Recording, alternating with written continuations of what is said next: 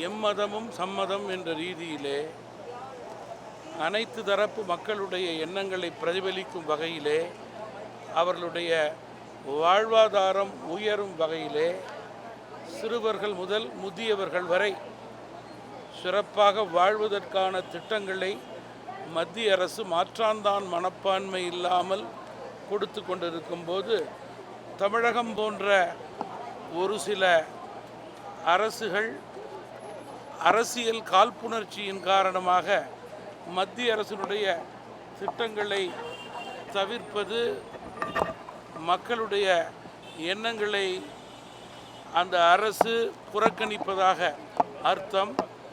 ஏழை எளிய நடுத்தர மக்களுடைய வளர்ச்சியை அவர்கள் விரும்பாததாக அர்த்தம்.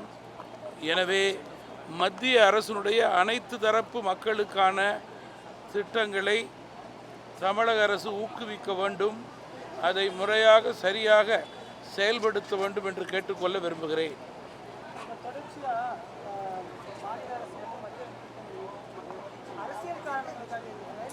அரசியலுக்கு அப்பாற்பட்டு வளமான தமிழகம், வலிமையான பாரதம் தேவை.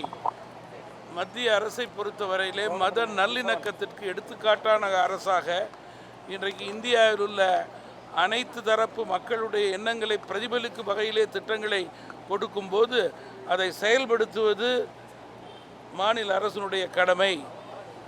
அதனை தமிழக அரசு சரியாக செய்ய வேண்டும் என்று கேட்டுக்கொள்கிறேன்.